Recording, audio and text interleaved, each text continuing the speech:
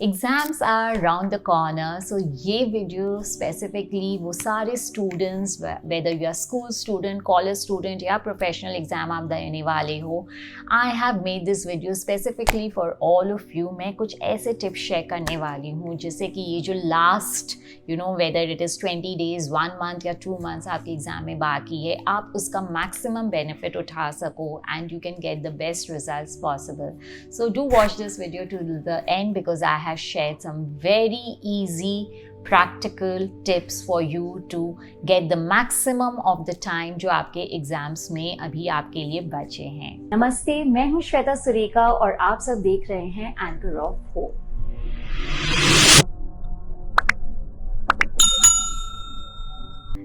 Yes, क्योंकि exams बस बहुत करीब आ गए हैं, स्टूडेंट्स को काफ़ी टेंशन हो रहा है, दे डोंट नो कि मैं ये पढ़ूँ कि ये छोड़ूँ, टाइम कम है। इस टाइम को आप मैक्सिमम कैसे यूटिलाइज़ कर सकते हैं, क्योंकि टाइम जितना है आपको उसे अपनी बेनिफिट के लिए मैक्सिमम यूटिलाइज़ करना है। So what should be the method of preparation, किन बातों का आपको ध्यान रखना है so that you can get the best results possible. So I'm going to share some very easy tips, practical tips, जिससे आप देखोगे कि आपकी जो प्रेपरेशन है बेटर हो रही है।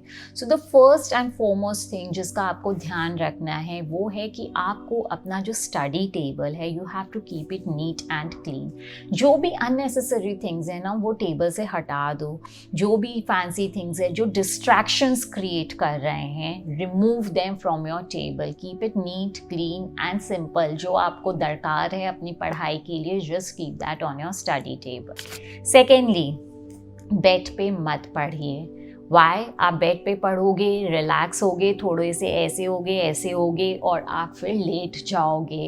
यू विल गेट कंफर्टेबल, आपका कंसंट्रेशन कम हो जाएगा, आप ग्रास्पिंग पावर हमारा कम हो जाता है and at times you might just feel sleepy. So the best way to study is sit straight on a chair. Study table अगर नहीं भी है, so try using a dining table और एनी अदर टेबल, जिससे कि you don't get into that relaxed mode while studying, which is very important. Third important thing जिसका आपको ध्यान में रखना है कि आपको अपना शेड्यूल बनाना है, but make a realistic schedule. कौन से चैप्टर को कितने दिन आपको चाहिए फिनिश करने के लिए, कितना आपका सिलेबस बाकी है, अकॉर्डिंगली डिवाइडेड। ऐसा नहीं है कि put too much pressure in a particular day. May be आप 2 दिन सस्टेन कर लोगे, बट थर्ड डे अगर आपको पता है कि you can't work so much in a single day, so you'll not be able to sustain in that routine. So select the chapters which are the most important, कितने दिन बाकी हैं, accordingly divided and make a realistic schedule for yourself. Fourth thing, make a simple mind map. जब आप कोई भी chapter learn करते हो, सो आप एक सिंपल माइंड मैप बनाइए जिससे कि आपको रिविजन में हेल्प हो। Next time you probably don't have to go through the entire chapter, क्योंकि आपके पास टाइम कम है। So there are various ways of making mind map. The one and the most important and the easiest thing to do is, जो main point है उसे centre में लिखिए, उससे सराउंडिंग एरोज निकाल के जो उसके related points है उन्हें आप लिखिए in a way of a story so that it registers in your mind quickly and आपको रिविजन करने के वक्त भी वो काफ़ी हेल्पफुल होगा। Second thing which you can do, which I used to do as a child, is कोई भी चीज़ हमें learn करना होता था, so I used to try and make some abbreviations. Like I'll give you an example. जब as a child I had to learn the name of the 9 planets, so we used to learn this sentence that my very educated mother just taught us 9 planets. So M से Mercury, V से Venus, E से Earth. So that ways it was very easy to learn the name of the 9 planets. So similarly आपको भी कुछ learn करना है, so if possible make some abbreviations जो catchy हो, which you will remember, so that जब आपको लिखना हो, so you can simply get back to that sentence or the word and आप अपने points को लिख सकें। Next thing, अगर आप वो कर सको तो I can assure you वो आपको आपकी पढ़ाई में काफ़ी हेल्पफुल होने वाला है। That is if you can teach anyone what you have learned. हम जब लर्न करते हैं, कुछ चीज़ें ग्रास्प करते हैं, बट जब आप उसे पढ़ाते हो किसी और को तो आपकी अंडरस्टैंडिंग और ज़्यादा बढ़ जाती है एंड वो आप कभी नहीं भूलते हो. सो अगर आपके लिए पॉसिबल हो, if you can teach your classmates, just 2 or 3 friends कि you have completed a certain portion and now you tell them that okay now I will explain it to you. या अगर कोई भी और हो जिसे आपको लगता है कि आप उसे पढ़ा सकते हो तो आप डेफिनेटली ये चीज़ कीजिए. आप देखोगे कि आपकी learning and understanding much better हो रही है. वेरी इंपॉर्टेंट पॉइंट नेक्स्ट जो है वो है drink lot of water and eat home cooked food. Please avoid junk. उनमें जो है वो आपकी जो इंस्टेंटली एक बार आपको एनर्जी देता है but it brings lot of fatigue not only in to your health but in your mind also. ज़्यादा से ज़्यादा पानी पीजिए. Stay hydrated which is very important during your exam time. Next very important thing जो आपको ध्यान में रखना है कि एवरी 1 hour का पढ़ाई के बाद take a 10 minutes break. It is very important. Otherwise आपका जो माइंड है वो भी एक सैचुरेशन लेवल पे आ जाएगा. You will not be able to grasp things further या आपको काफ़ी टाइम लगेगा. So every 1 hour of study 10 minutes of break is mandatory. But वो जब आप 10 minutes का ब्रेक ले रहे हो, I am requesting you all please don't scroll through phone और internet. Take that break, drink water, stroll around, maybe talk to people at home, just relax. Okay, don't expose yourself further to any screen time or entertainment as such, I would say. So take 10 minutes ka break where you are just relaxing. Next very important thing is अगर आप vision board बनाते हो, what are your goals, कौन सी college में जाना चाहते हो, कितना marks आप achieve करना चाहते हो. So whenever you feel low, आप कभी भी जब demotivated हो, अपने पाथ से भटक गए हो, ये जो vision board है ना, ये आपको काफ़ी मदद करता है.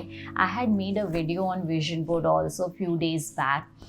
It is not just about exams, it is about any goal in your life. It helps you keep you on your path. आपको manifestation में help करता है. So put lot of pictures of the college, the school, the marks you want to get, so that जितना visualize करोगे उतनी आपकी manifestation process better होती है और faster होती है. Keep challenging yourself. Set small goals for yourself, and when you achieve them, do pat your back also. Treat yourself with something. So अपनी achievements, अपनी मेहनत को acknowledge करना भी बहुत ज़रूरी है. Another very important thing and the most commonly asked question is also whether the morning times are the best to study. या कुछ लोग कहते हैं कि मैं सुबह नहीं पढ़ सकता, I stay up all night, so should I do that, या मुझे avoid करना चाहिए. See, I will say कि ना ही morning time ऐसा है कि you can't study at night या you should only study at morning time.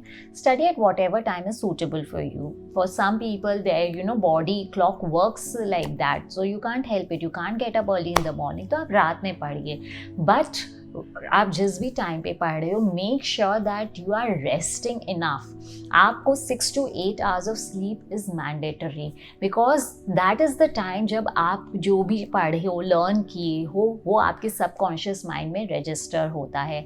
Otherwise no matter आप कितना भी पढ़ लो, at the time of exams जब आपको आंसर्स लिखने होंगे, जब आपने जो पढ़ा है उसे रिप्रोड्यूस करना होगा, आप वो नहीं कर पाओगे. So take enough rest.